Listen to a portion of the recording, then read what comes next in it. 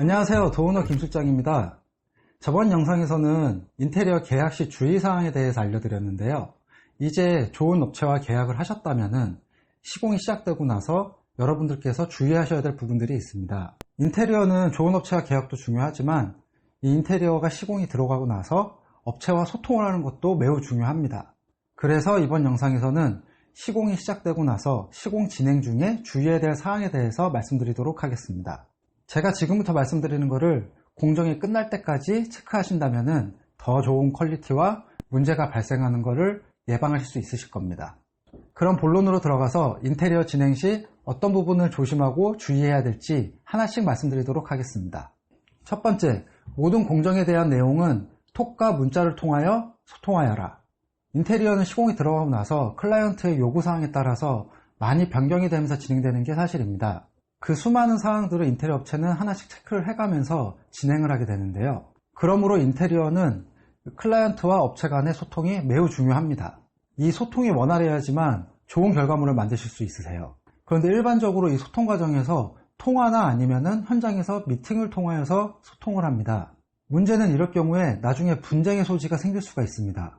때로는 인테리어 업체의 착오로, 때로는 의뢰인의 착오로 이 요구사항이 제대로 반영되지 않고 시공이 되는 경우가 발생할 수 있습니다.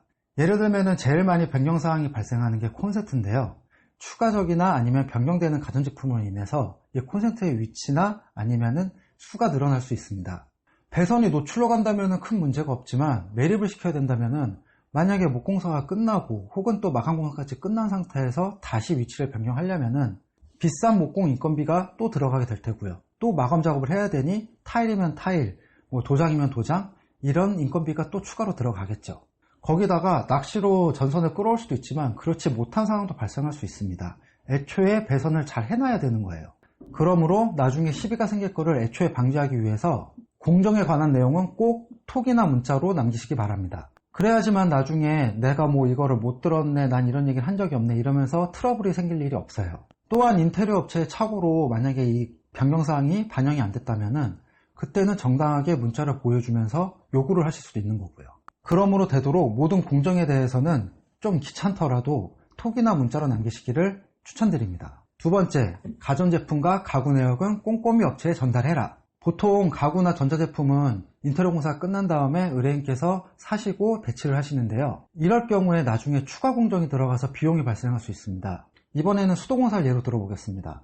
정수기에는 크게 물통령이 있고 직수형이 있는데요. 이 물통령은 납품을 받아서 그 물이 떨어질 때마다 교체를 하면 되기 때문에 상하수도 작업이 필요가 없습니다. 그래서 나중에 설치를 하셔도 큰 문제가 발생하지 않습니다. 직수형은 상수도에 바로 연결해서 쓰는 정수기이기 때문에 상수와 배수시설이 꼭 필요합니다. 정수기 업체에서 이 설비 작업을 하려면 추가적으로 많은 비용을 요구를 해요. 그렇지만 인테리어 업체에서 수도 설비를 했을 때 이 부분을 미리 말씀하셨으면 작업을 해놨다면 이런 비용이 추가적으로 들어가질 않겠죠. 또한 이 상하수도 배관을 매립까지 해야 된다면 기존에 있던 거를 철거를 하고 다시 미장을 하고 마감을 해서 마무리를 지어야 됩니다. 또한 전자제품의 개수와 전력량을 업체가 파악할 수 있도록 미리 꼼꼼히 체크를 하셔서 전달을 하셔야 됩니다. 그래야지만 차후에 전자제품을 설치 시에 추가로 전기 증설, 콘센트, 배선 작업 이런 설비들이 추가로 들어가질 않아요. 그리고 디자인적으로도 미리 들어올 가구를 말씀해 주셔야지 그거에 맞는 몰딩을 사용할 수도 있고 그거에 맞는 마감재를 사용할 수 있습니다. 그리고 콘센트 위치도 그 가구 뒤로 숨겨서 안 보이게 할 수도 있는 거고요. 그러므로 꼭 설비공사 시작 전에 가구와 전자제품을 꼼꼼히 체크하셔서 업체에 전달하시기 바랍니다. 세 번째, 마감재 샘플은 꼭 실물로 확인해라. 마감재는 사진과 실물로 보는 게 차이가 날 수 있어요. 페인트, 조명, 타일 이런 인테리어 마감재는 실물을 확인하시고 발주를 하셔야 돼요.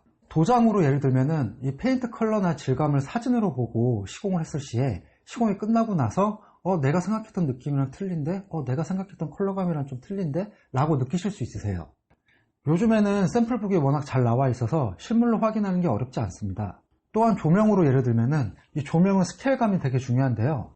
예를 들어서 샹드리에 같은 조명을 내가 사진만 보고 주문을 했는데 설치를 하고 나서 보니까 이 크기가 내가 느꼈던 그 스케일감하고 틀려서 좀 안 이쁘게 보일 수가 있습니다.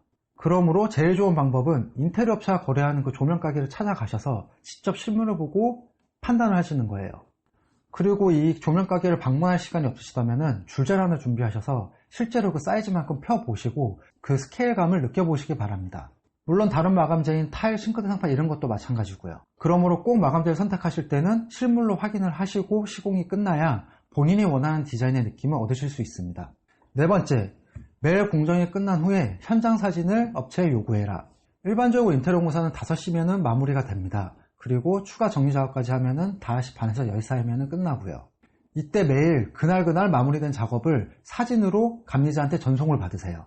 물론 시간 있으시면 현장에 방문해서 체크하시는 게 더 좋지만 직장을 다니시면서 5시 이전에 방문하시는 게 힘든 경우가 많습니다. 이 부분이 중요한 것이 인테리어 업체가 공정 스케줄대로 돌아가고 있는지 그것도 확인하실 수 있으시고요.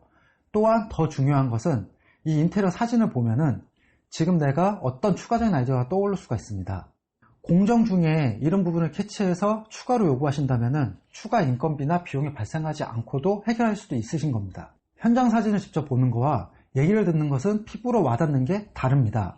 인테리어는 완공이 다 된 다음에 시간이 지나고 나서 여기 인테리어 조금 아쉬운데 여기에 벽 좀 하나 더 설치할 걸, 이렇게 아쉬움이 남기 마련입니다. 이런 부분들을 최소화하기 위해서 공정 사진을 매일매일 체크하시는 것을 잊지 마시기 바랍니다.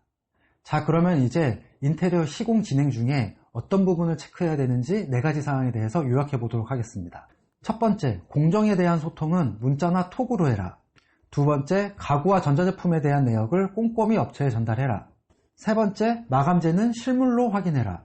네 번째, 매일 공정이 끝난 다음에 그 공정 사진을 업체한테 요구해라.